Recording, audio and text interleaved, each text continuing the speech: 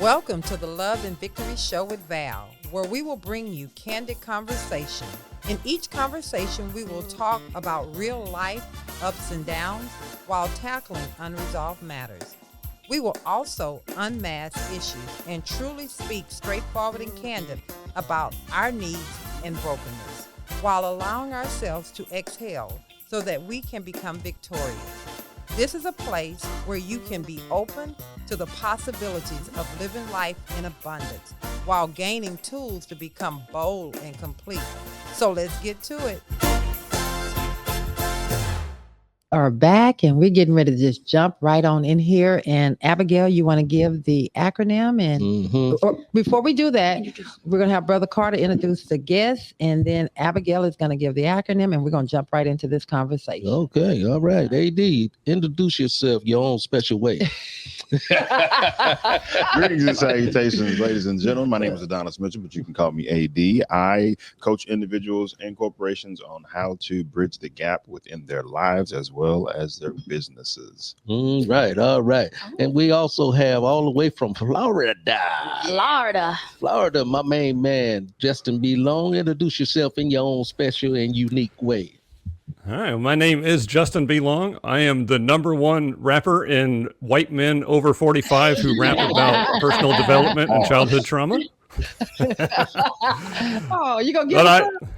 No, not today. I'm not giving you one today. I've been working on one for the live show that is going to be fan-freaking-tastic, but I put all my energy into that, so I'm holding on to it. You've been in the lab. It's going to be on and popping. He's in the stew. He's in the studio. That's right. All righty then. Well, we're going to keep it going. We're going to do a quick in the loop just to keep you guys in the loop. So we, of course, have our nonprofit L&V Enterprise Resources, Inc. We are running a toy drive. We've already started collecting toys. So you guys can drop those off at 616 FM 1960 Road West during our business hours, which are Monday through Thursday, 8:30 to 5 p.m. Or if you don't want to make the drive, go ahead and scan that QR code and give us a little bit of contribution, a donation, because it's all going to go towards our holiday toy drive.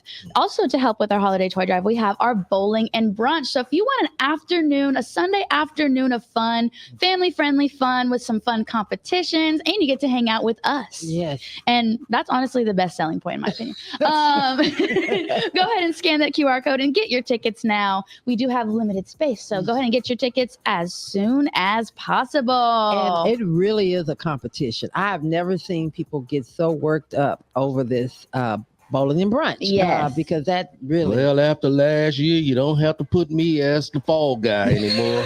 No, I absolutely suck. We have a new reigning champion. But that gives you the perfect opportunity to claim your crown back. Yes, baby. You got to redeem yourself. Well, I need to do something surgically to these knees of mine.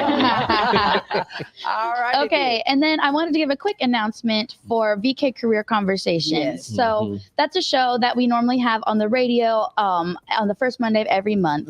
We go live on our VK Career Conversations platform. I know it's a little confusing.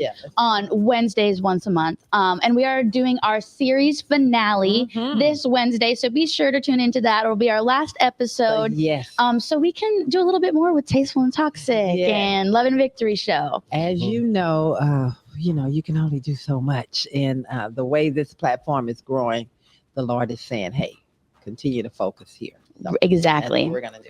And then, of course, you can always tune into Tasteful and Toxic on Wednesdays at 8 a.m. It comes out on Thursdays on YouTube, though. And then don't forget about me.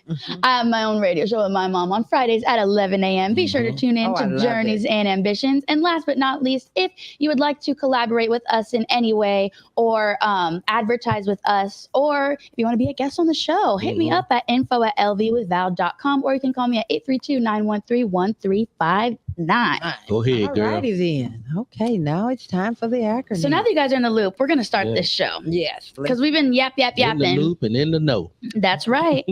So our acronym of the day, as you know, the acronym is to kind of set the tone for our conversation, give us something to go off of, provide a good stepping stone. So today's conversation is Men of Steel, head of the house. So the word of the day is strong. S is for strenuous, requiring great energy. T is for trustworthy, able to be relied on as honest or truthful. R is for reliable, good quality, able to be trusted. Obsolete. O is for obsolete, outdated, antiquated, and old-fashioned. Ooh, I'm trying to be N is for natural, genuine and authentic without pretense or artificiality. Natural man. G is for genuine, authentic, or real. And as you know, with these acronyms, I try to throw in some positive words, some negative words, And some petty words. And obsolete was a petty one. That was a petty one. Yeah. Well, I'm gonna Sound like me though, outdated. well, we're gonna go ahead and get this conversation going, and I'm just excited for it. Again, the title of the show today is Head of the House. Head of the house. Now, how in the heck did you and Abigail come up with that particular title? Well, I'm glad you asked. We came up with this title because, of course, we have the three original men that we started off Men of Steel with. And so we really wanted to have you guys' perspective of what does the head of the house mean to you, and who is the head of the house? What does it look like? Huh? And so very first question I'm going to ask, what does it mean to be the head of the house? What does that mean to you, JB? I'm opposed to the notion of the man being the head of the household, which has been the traditional model for all of time. I have a very knee-jerk reaction just to that phrasing. I believe in a partnership system, and I think that there are some great examples of very, traditional models. When I think of like Donald Trump and Melania, I think that as a man who is the head of the household and does what he wants, and a woman who does what she's told. And then I think about like Jay-Z and Beyonce, and I think about a partnership where both parties benefit, both of them have a tremendous amount of success, and they build each other up and make each other greater than either of them would be by themselves. That's a model that I want to emulate in my relationship with my wife. So I am very much a partnership guy rather than a head of household guy. I like that. Okay. And then I'm going to turn that over to AD. So I think when we talk about the head of household, what does it mean to you? She already started. I hope we extended the time for today's episode because it's gonna be a fight. What it means to me is the responsibility is on me. As the man, you mean? Yes. Okay. When I say the responsibility, fill in the blank. When it comes to providing, when it comes to protecting, when it comes to professing my love for my wife, my family, any of those things or any of the things that come into making the wheel of the family turn, it is my responsibility. I agree with the partnership component, but even with that, if my wife is the partner that I consider her, it is my responsibility to create a space or an environment that I am still responsible for. The burden is on, and it should be on me, because in my opinion, that's how it was crafted and created. The man was created first. He was given a purpose, a responsibility, a job, a duty. The word came directly to him. And then once the creator saw that what he had given him was a lot, number one, and that number two, it was not in his best interest to be alone. He created something and someone suitable to assist in the purpose that he had been given. Okay. So I think that the responsibility falls on me. Okay. Because that's it. Yeah. That's a good perspective. All right. Now I'm gonna turn over. I would agree with you 100%, or should I say 90%. Okay. And also agree with JB over there as well, his perspective. But I'm gonna piggyback a little bit on what you were saying, that a man is supposed to be head of house. But I believe that a person, the spiritually led individual in the house, is the head of the house, is my opinion.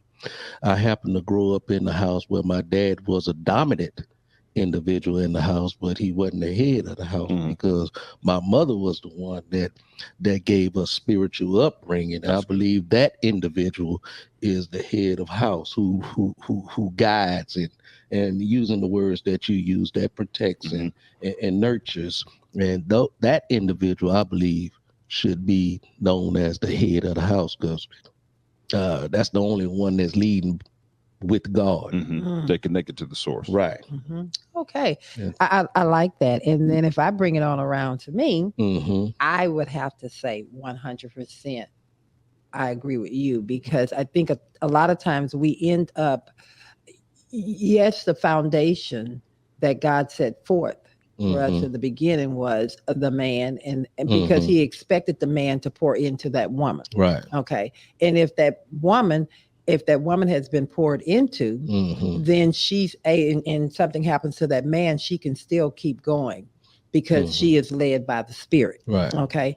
And so I like the fact that we talk about a partnership, but we never remove my covering is my husband because my husband is that man. He is a full man in the house, and because he checks the boxes in all of those areas, he is responsible.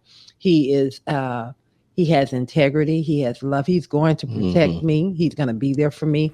So of course he is the head of the house, but for me, I don't have to lose who I am to be a partner with see, a lot of brothers out there, men out there believe the one that make the most money or whatever should be the head of the house. But I want to no pun intended, Pops. I know you're listening to the show, but you know who you was back then in the day, and then, I don't get on the show and tell no lies. And so, I'm a straight shooter. So, like I was saying, I was raised up, my mother was the one that took us to church. So, even though Dad was there, the dominant fearing factor in the house, in my opinion, that was head. The one that nurtured, one that guided and protected. Go ahead. I was going to say I grew up similarly in that my mother was definitely the head of the house in terms of, and not necessarily financially, in terms of how much money she brought in, but she handled the finances. You know what I'm saying? And so I've kind of grown up always just not associating the head of the house with a man because they're a man, right? And I think what a lot of women, what I hear, women in the dating world and stuff are struggling with is that they want a man to be the head of the house, but what you said about checking those boxes is they're not checking those boxes. So I think a lot of women feel the need to step into that role, even though they don't really want to. Some do. I can't speak for all women. You know what I'm saying? Most of the time we don't. Right. We really don't want to be that. We're not even designed to be this person that has to be in control, handling things. We don't want to do that. Wait a minute. Wait. I do want to add you something. said be in control. Yeah. I do want to add something though, because I also think, because I'm a woman who's very dominant. I'm a very dominant person. I tend to, if someone would let me, I would walk all over them. Unfortunately, that is one of my. Would you say that's masculine? I think it's a masculine trait. And so in the past, in my relationships, I do feel like I've emasculated the men that I was with because I was too much. I didn't give them the chance to step up, although at the time, and I still believe they weren't capable of it. So it's a fine line of like, okay, Brother, moving too slow, huh? Right. I either have to step up and figure it out or step back and let them grow. But in letting them grow, how further back am I going to be in my livelihood? This is a challenge. Okay, jump in. And we've talked about this on the show a couple of times. It's a great point that you mentioned, Abby. And I think that a lot of women have been placed in a situation to where they are that domineering type A personality.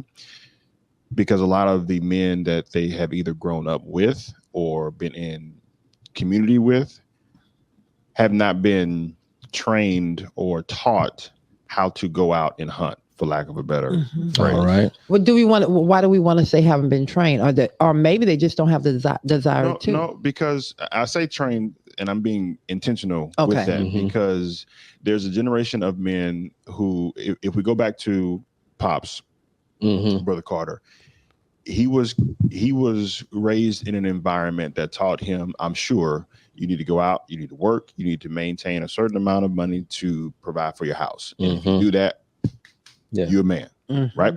And I think that if we go back to there was a time when there was a rite of passage for young men. You would go out, you would hunt, you would bring something back, and the tribe, in a sense, would recognize you for what you were able to accomplish. And then they would treat you a certain way because you were able to do something.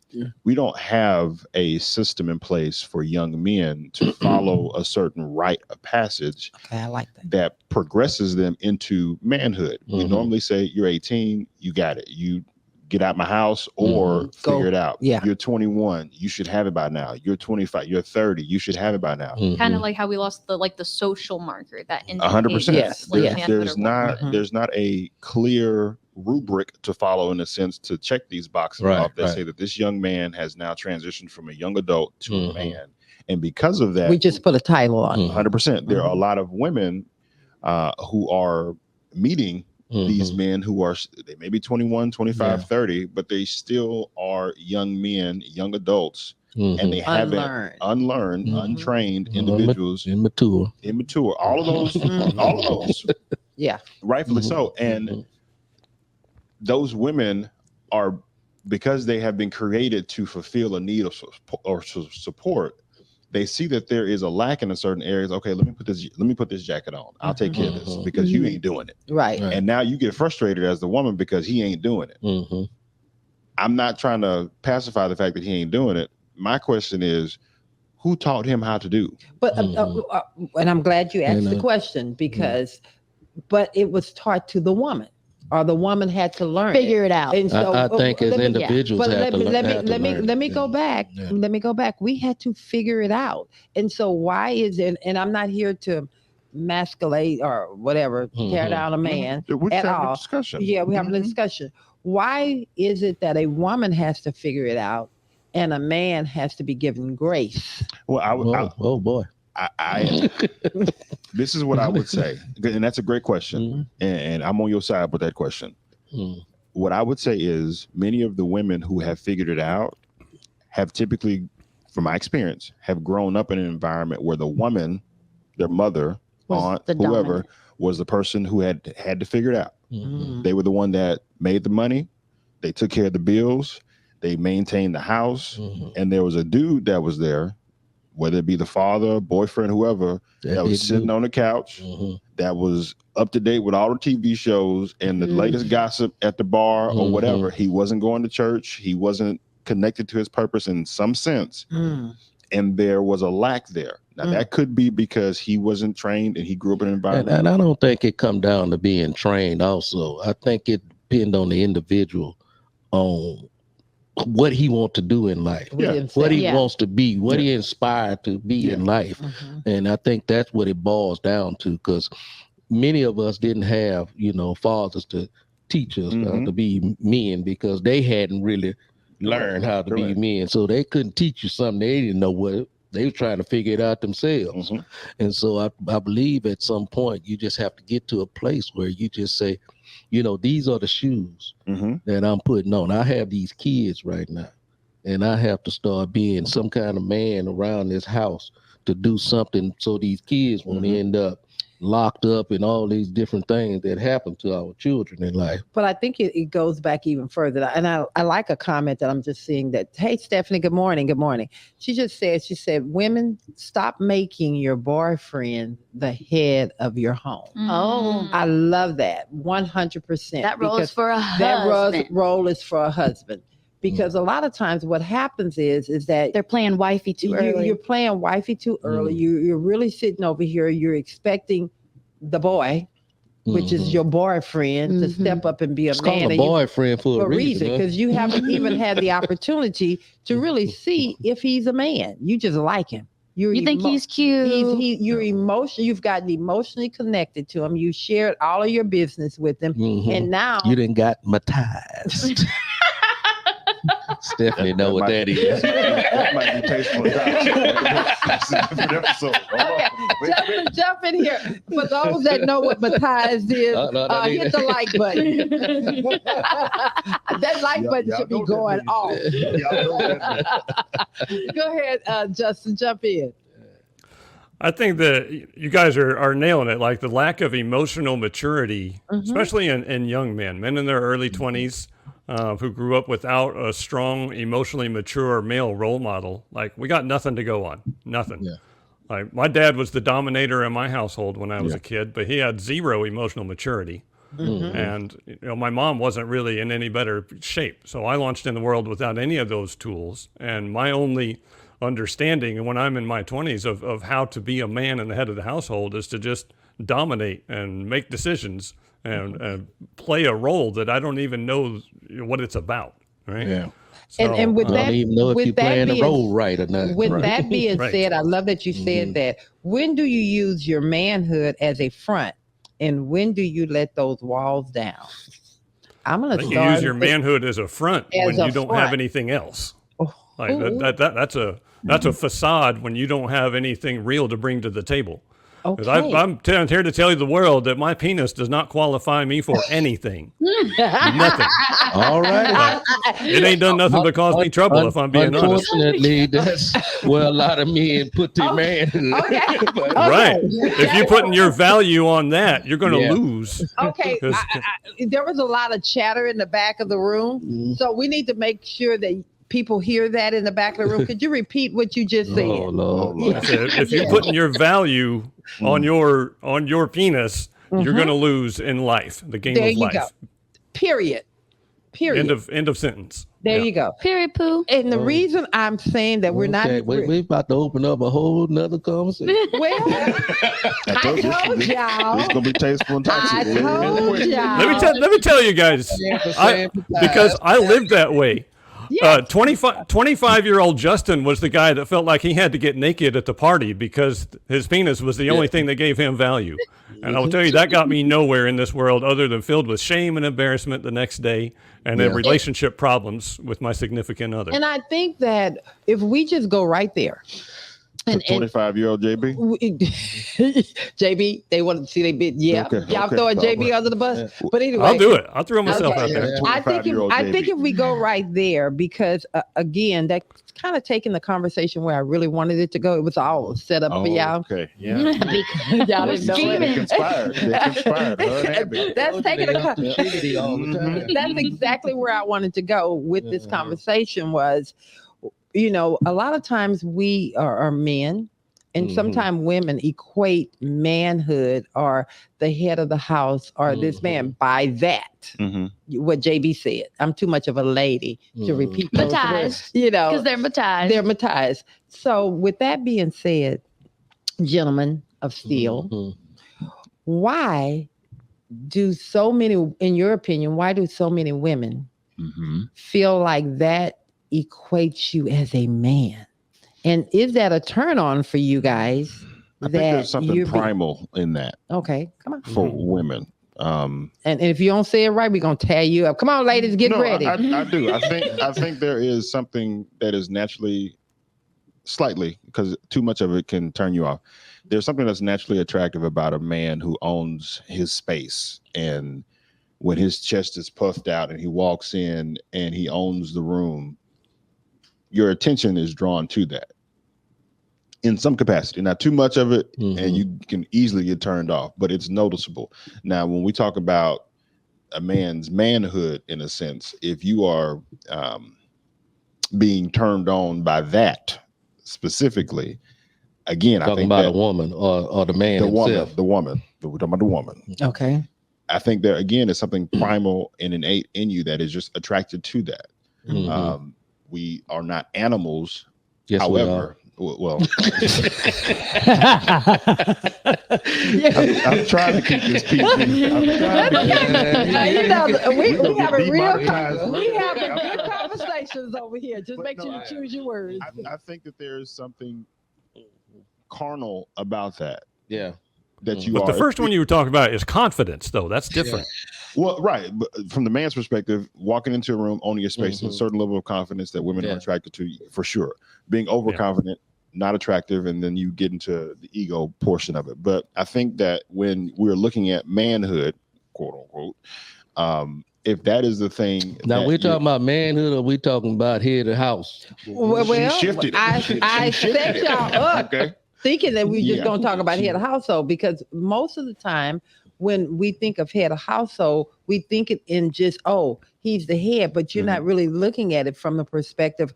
Women chooses who's the head based off of different things, as well as a man is looking at who's the head because I'm doing this, I'm doing that, like you said, money. But a woman may be looking at it because, oh, but he make me feel good.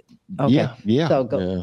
So But if that's how you're using or gauging it, you're gonna have to try a lot of used cars out before you get the one you want. I think you lacking something your own self. 100%. Yeah. As a woman or man or whatever you want to call it, you, the individual, having issues with your own self. Okay, then. If that's what you're looking for, then that's what you. Now, there's nothing wrong with. As a woman wanting a man that's endowed, it's not a problem. But you're going to run across a lot of limits. Yeah. Before that's not going to pay the bills. No, right? Well, you might get the depends on what you're doing. Okay. I want to talk because I have a friend who has been trying to get over this guy for years now. Is she still sleeping with him? No, she's not. But she compares every single man she dates to this man. Now she matized. She was matized. She was matized. She's said that he was endowed, and that's what she's looking for, right? Okay. And so there's something wrong with her. Okay. So she's young. Yeah, I try to talk to her about it because, you know, I think it's easy. And we talked earlier about giving into the devil, right? Right. And, you know, I'm gonna say it. People like to, you know, be sexual. You know what I'm saying? It feels good, right? And well, some people. For some people, right? But when you're basing when you're basing an entire relationship on that alone, right? Like someone could give it to you good, but are they going to pay your bills? Okay. Like Justin said, are they going to pay your bills? Are they going to be a good partner? Yeah. Because it's so like that is important in a relationship. Right. The sexual chemistry, of course, is important. But if that's the only thing you're looking for, and you're staying with someone who you know is a bum, yes, because you're matized, yes, girl, get it together. It's giving you're 19 years old. Everybody's not going to last. You know, into this 50s and 60s and 70s, like Brother Carter. So you married this dude. He was all right. You know, in the 20s and 30s and 40s. But that might diminishing in the 40s and in the 50s and 60s. Okay, that's 78 Buick ain't the same no more. So what you gonna do at that point? That 78 Buick was nice in 1978. So what you gonna do? Switch head of household now? Give me some, baby. That was good. I just think you when you center your whole livelihood on sex, you know what I'm saying? When you decenter that and you actually look for a true partner, I don't know, for me, that was something that I had to kind of get over in searching for relationships, because I was so focused on one thing that I didn't realize that like I'm missing out on all these other great things about a relationship. And if someone really is, you're supposed to be with them, that other stuff will come naturally. You don't have to try. I think a lot of women miss out on a real good thing because they're looking for the wrong thing.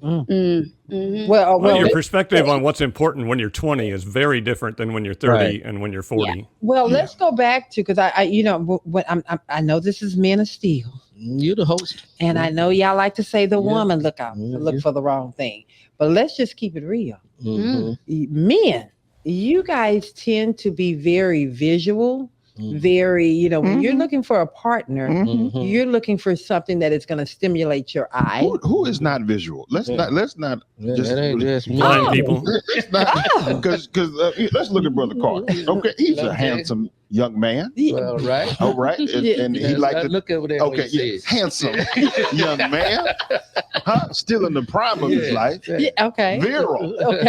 Okay. Okay.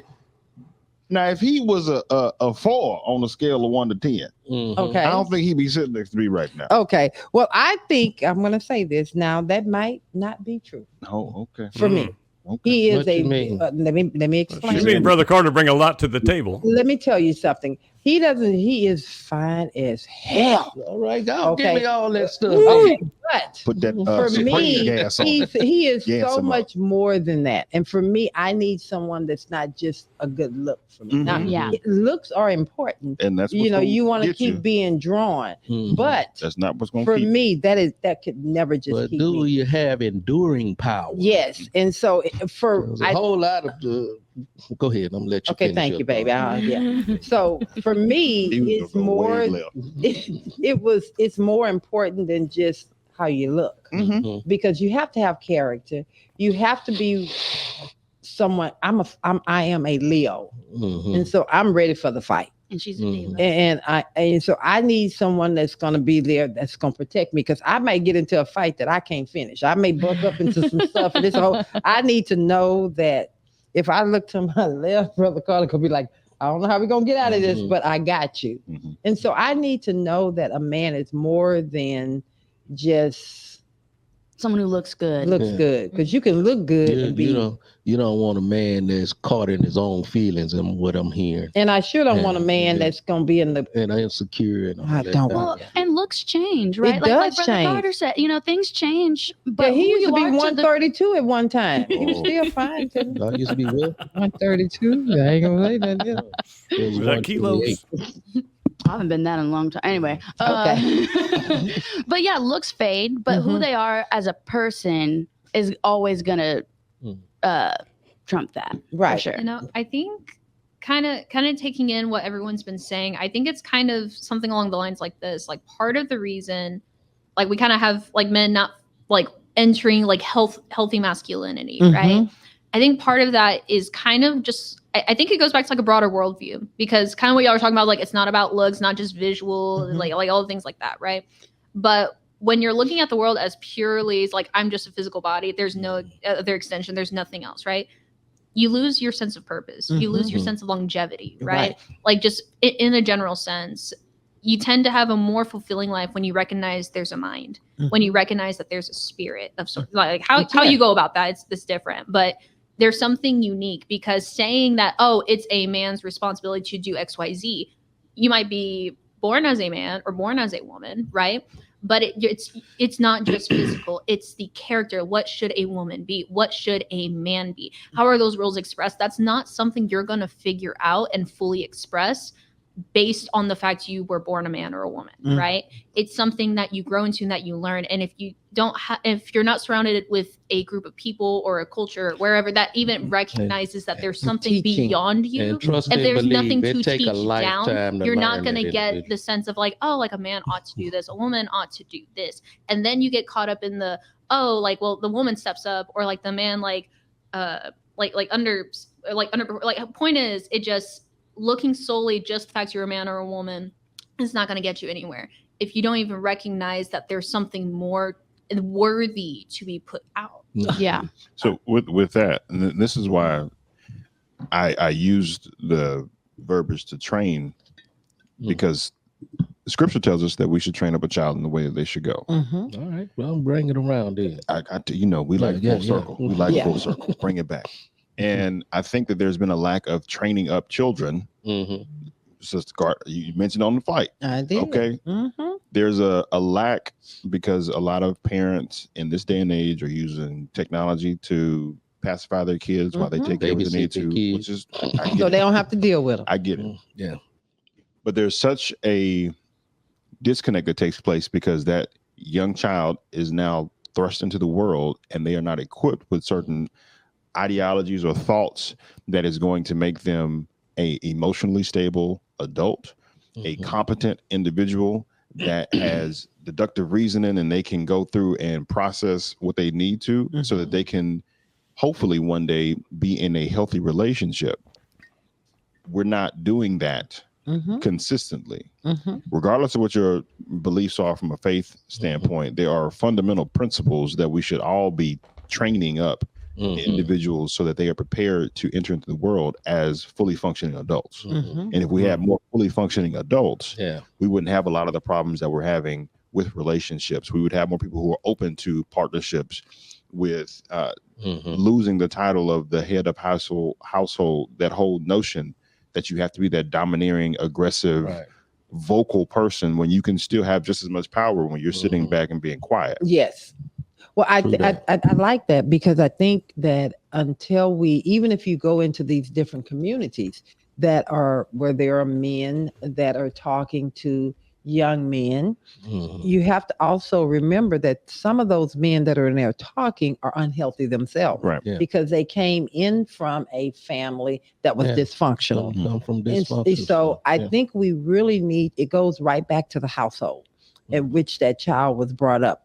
We have to start parenting those kids our children in a healthy way. The majority of households don't have a man inside of it. Yes. And so there's a whole problem right there with women raising young boys to become men. And even when you get a man in the house, you don't want the man to be the man of the house, because you've been used to taking control. And that's why, it's a defense. And that's why I love what Justin said. I really like this. I love this conversation, because Justin gave a whole different perspective here, because it goes back to it's a partnership.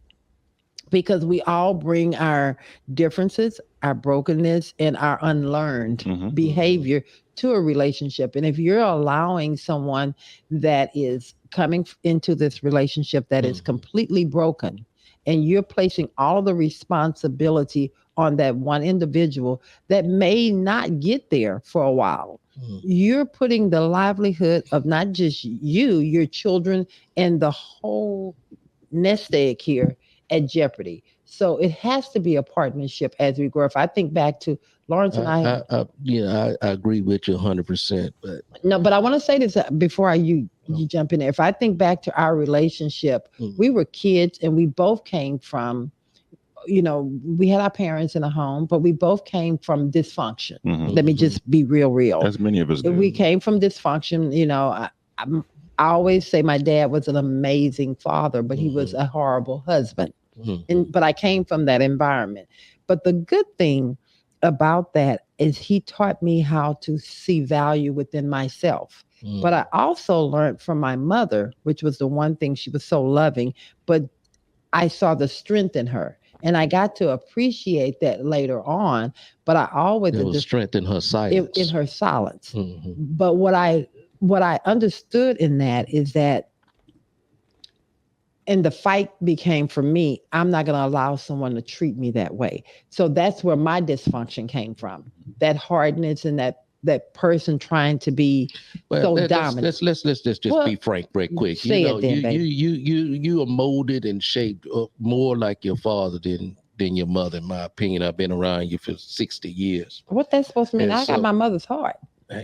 Okay, thank you. Now just go ahead. Put it out there. You got your daddy's kind of dominant, aggressive kind of spirit that lies within you. Yes. And so what makes our relationship so unique and good, I'm able to accept you as that individual with this certain level of strength, and I don't see that as diminishing me. And that's where you become. That's where it comes to making a head of household type thing. That's what we were talking about in the beginning, partnership or whatever the thing may be. Accepting people for who they are. If you're not going to accept them for who they are, why you with them? What the hell you doing with them? What you with them for? Get on down the street. Because you can't sit down and try and be so dominant that you are smothering the person and really destroying who the core person of who they are to make yourself feel good about you. Abigail is going crazy over here. Yes, Abigail, what do you have to say? And I just think when one person holds all that kind of power, being the head of the house, the one person to make decisions or whatever that role means to you in your household, right? I also agree with what Justin said, that it's a partnership. There might be some things that I might lean into my partner more, like, I trust your judgment on that more than my own. I'm gonna let you make that decision. But then there are some things where I think I have better judgment. And I think that really is up to each individual couple, whether it's same sex or a boy and a girl, whatever, or a man and a woman, I should say, to decide what are your strengths and what are my strengths and how can we work together so that all of that, because a lot of times nowadays, as we see, these single mothers are being the protector, the provider, the homemaker, the child, everything. And as that person, you feel this immense pressure on your shoulders. And so I think it's important to alleviate that from both parties in the relationship. I think that's very good. I can see Can I that. jump on that? Yes. Go ahead. Jump All on right. that. We got you. I think if we look at the history of human beings as a whole, like a timeline, like there was a big chunk of it where relationships were very different. Like it started out like a man would hit a woman on the head with a stick and drag her to his cave, and that was how that relationship was formed, right? We together. And then we got into a very long period of time where you could trade two goats and a sheep for a wife. You go to trade some farm animals for somebody's daughter, and then that's how your family is formed, right? And then we get to arranged marriages. And like the time frame now of people actually being in a relationship because they care about one another is tiny. Like we have just started that. Yes. And I think when we look at that evolution of the relationship and the marriage and the household, like we need to be conscious about how we're shaping the future of this, because it's not a static thing. This is something that is still fluid and still in motion, and how we handle it is going to shape how it moves forward. So that's a big responsibility on us, to not do it the way that it's always been done simply for the sake of tradition, but to be conscious about how can we do this better. Wow. We said obsolete. And I love that you said that, Justin. And one of the things that I always want to keep things in, this is on the Love and Victory show, our foundation is going to always be with the Word of God. And with that being said, I love that we're willing to have a conversation, be open to things as it evolves, as it changes. It's just even in the church. If you go back to the church, a woman couldn't come into the church house she couldn't come in there with her legs showing. She had to put some stockings on. The dress had to be down to her. Couldn't wear pants. And look at how that has evolved. And so with that being said, I love that you said things are evolving. And that's what this conversation was about. And I know that Abigail and I can be a little petty.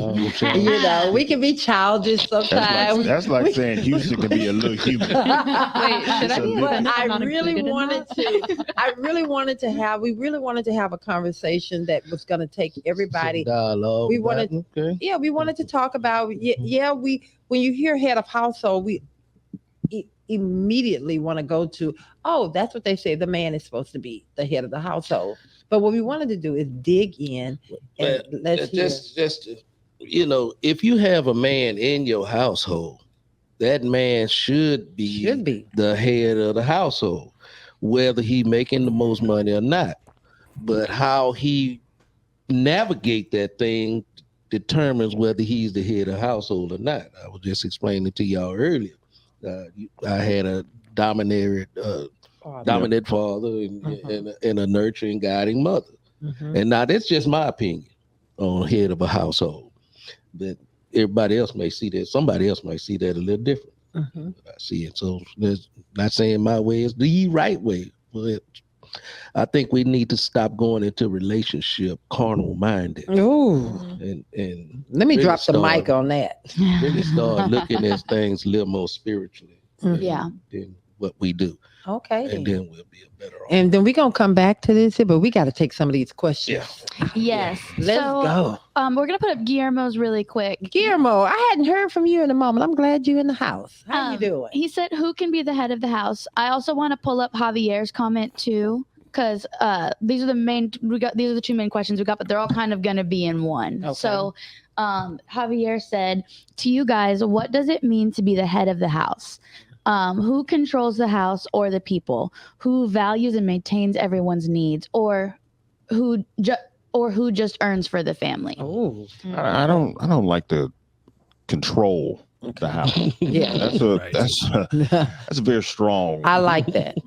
Maybe like who phrase. maintains. No, so the analogy that I would use is a thermometer can only really tell temperature. It can tell you what the temperature's like in the house. A thermostat can adjust and make the house a certain temperature. So I would much rather be a thermostat when it comes to the household. If there's a situation to where my wife is on 10, she's had a stressful day. Let me be the one that can cool things off. If the kids are going crazy and they need to go outside, go to the park, things like that, let me be the one to not only be aware of it, but to adjust in that situation. Because from a controlling standpoint, to me, it sounds like, okay, yeah, now you go take care of this. You go, like, I don't want to be a dictator in the house. Sometimes you have to, though. Sometimes you definitely have to. Oh, hell. How did that turn out for you? I disagree. You have children and something, and all kind of chaos is going on. You have to take control of that situation. Okay, and not just with the children. There are times, I think, that most men will attest to this. We could say, hey, do you want to go to this place or this place for dinner? And then it's a constant back and forth. Well, I don't mind. You pick. And then you pick. We don't like what you pick. Because you ain't putting no thought in. You just say, let's go get a burger. See what I did with we here. So Put some thought in it. I think the control piece is a very strong position to have, especially when we consider the partnership discussion that we've been having. But if you're going to be the head, I think that you need to be aware and guide the direction of the house more so than control the house. And I think it's important for everyone to have autonomy too, right? So if in a traditional sense, right? Who is everyone? The adults in the house. Okay, I'm about to say No. Don't say so. They follow lead. Well, aren't the kids supposed to learn how to develop a healthy autonomy? No, they need to be quiet and be taught. That's part of the problem now. That's what I'm saying, though. It's when kids grow up, She there's felt that. different. She felt that. That went all the way into my soul. No, legitimately, when kids go through different phases, a baby testing you, a kid testing you, a teenager testing you, that's them stretching their autonomy and understanding how to do that in a healthy way that doesn't, I guess, for lack of better words, get negative consequences. Well, it does. It should, because here's the thing. But the house is a safe. But the house is a children safe. that said, "Why? Why? No, the house. Why you gotta do I was this? making a whole different point. Let me wrap up my thought real quick. Because what I'm saying is the household is supposed to be the safe space for us to grow in that, so that way when we go out in public, we're not being a fool and acting up outside. But here's I respect what you're saying, but here's the problem. The safe place is teaching the children to, first of all, they should have a voice. We want them to, be able to articulate what they feel and how they're feeling. But we have to teach them the correct way, because I don't want a kid, I'm upset because they've been told no. That's not healthy for me to respond to you falling out on the floor and giving in to what you want. That's not okay, Johnny. Get up.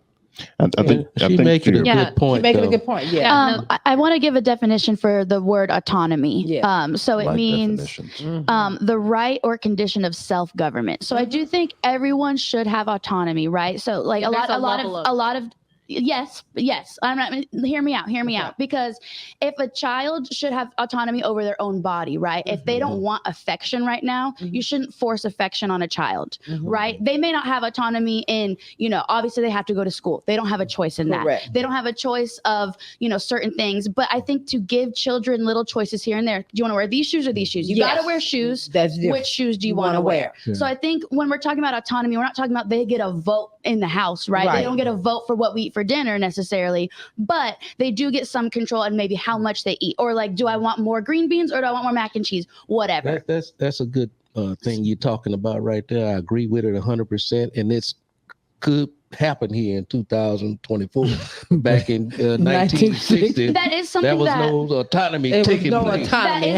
Because you got to be happy that there's some food on the plate for right, and that is something that. But that doesn't make it right. It did not make it right. It did not. And that's why I say I agree with 100%. Yes. That child should have some kind of autonomy. That's why I wanted to autonomy within define. That's why I wanted to define autonomy, because autonomy is more yes, you are still have to obey your parents, right? But you do have autonomy in, like vocalizing I said, how you feel, certain choices. I do think. So back to my original point, which had nothing to do with that.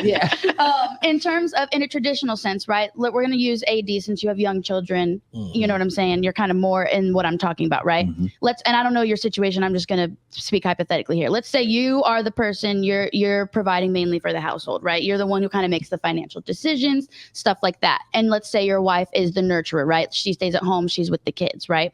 So you you play the money role, she plays the nurturer role, right? You still want to say in how those children are disciplined and how they're raised, and she still wants to say in how the finances are being.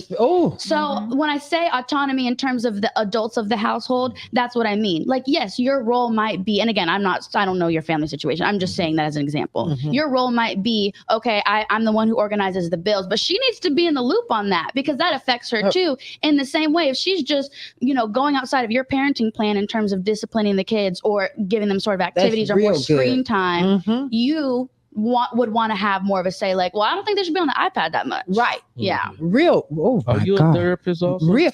Baby, she's a therapized like you. We learn a lot on the Love and Victory show with Val. We are surrounded by amazing people. Hey, y'all can stay in. Okay, very good. I really love that point. And I know we are over.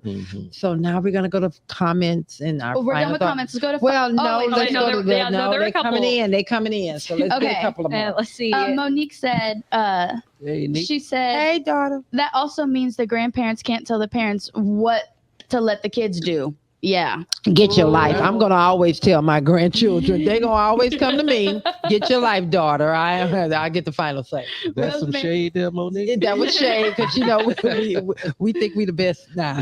Rosemary said, actually being the head of the family is not just who earns or who has the last word in a conversation. Actually being the head is someone who can keep together everyone. Kind of like what you said, Adonis, which I really liked what you said. John Neville said, in my house, my wife and I earn for the family, but neither of us are the head of the family. The head of the family is my eldest daughter because no one ever dared to ignore her. John, you're a hot mess. Firstborn daughter will run your house. Oh my God. For sure. Oh God. Okay. And then Richard just says he's loving this conversation and thank you guys so much. So, oh God. I know that we have ran over, but before we go, we're going to go with final thoughts. Final thoughts. Adonis, I think I want to go with you. You have not been on the show for a while. We've missed you here, but your impact today has been amazing. Your final thought, your experience on the show, and what do you want to leave the people with? I think to JB's point, this whole process of living is a fluid notion. And while something may have been done a certain way before, it doesn't mean that it needs to continue on that way. How can we improve it? How can we make it more efficient? And that is synonymous with relationships. That is synonymous with how we run our household. If there is someone who is currently the head of the household, but the house is not running in the right direction, we might need to make adjustments. There was a point in time when our country was not run the correct way. What happened? We have somebody else go in and address those needs. So being open to new information once it's provided and then making the necessary shifts is important, and not hanging on or clinging to those titles is vital as we move forward. Because I can act as the head of the household, but I don't need the title. They don't need the title. There you go. Okay. And at the end of the day, who names on the tax form? Because that's the head of the house. And it don't come with a pay raise either. Just not come with a pay raise.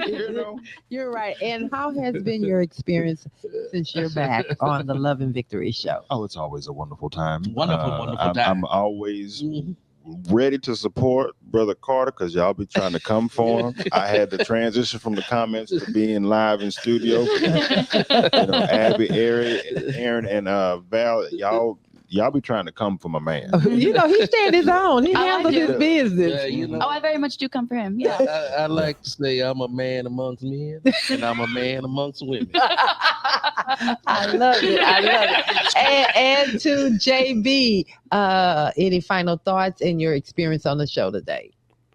Yeah, I think that today is a fantastic example of what can happen when differing perspectives sit down and have an open discussion and listen to one another and not just argue and throw out things without listening, right? Like when you can have a conversation about things and you think that you have differing positions and then you find out there's a whole lot more common ground than there is anything else here. Like that's an amazing thing. And as a society, if we could do that more, I think the world would be a better place. So that's my takeaway for today. Okay, but you are not going to end with how was your experience on the Love and Victory show? My experience is always wonderful. This Okay, is then, my you know, favorite place sometime- to be. Sometimes I just need to hear it. Okay. Share that. Okay, then.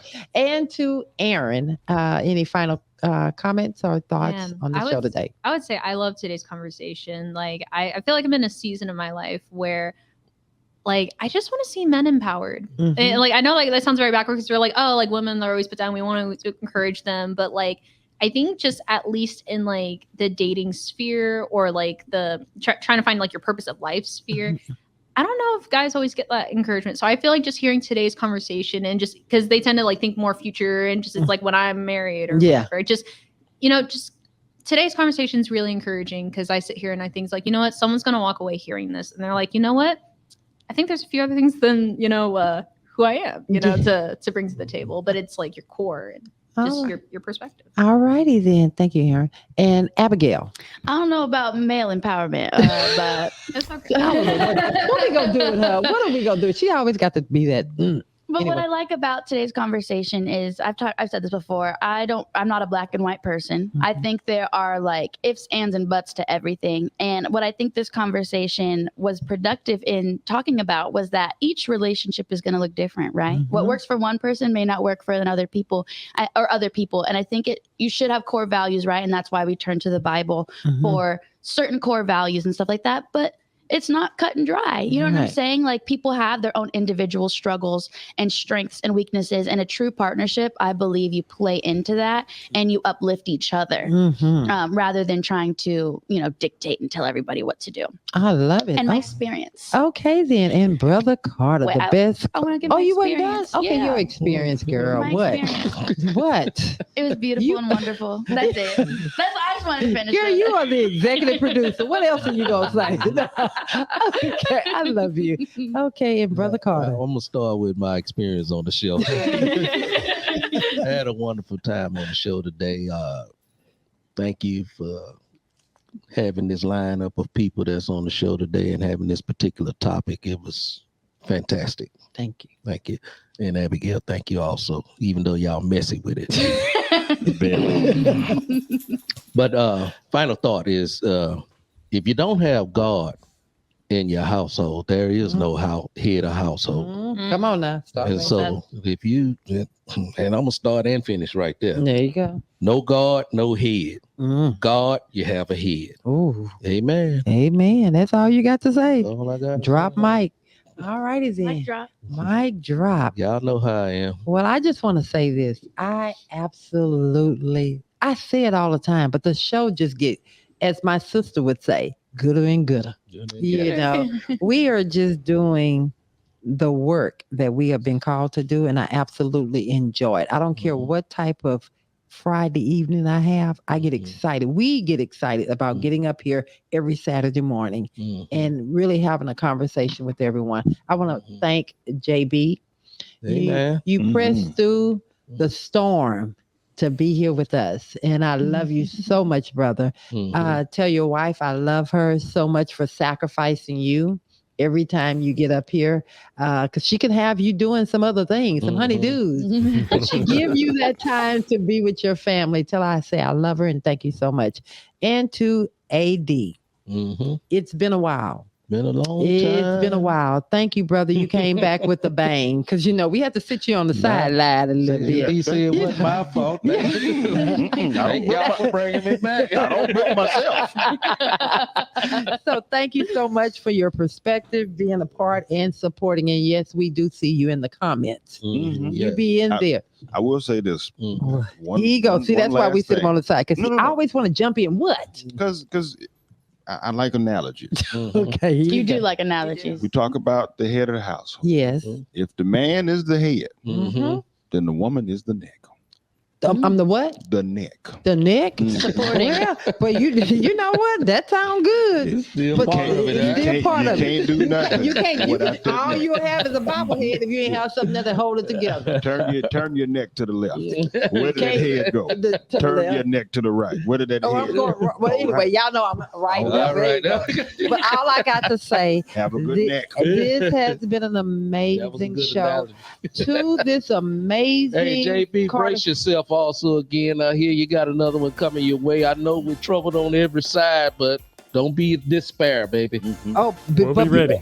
Well, before I wrap this thing up, I cannot leave out this amazing Carter crew. Y'all are doing a hell of a job out there. Thank y'all so much. Keep sharing it with your friends, your family, and even the foes. Until next Saturday, we'll see you.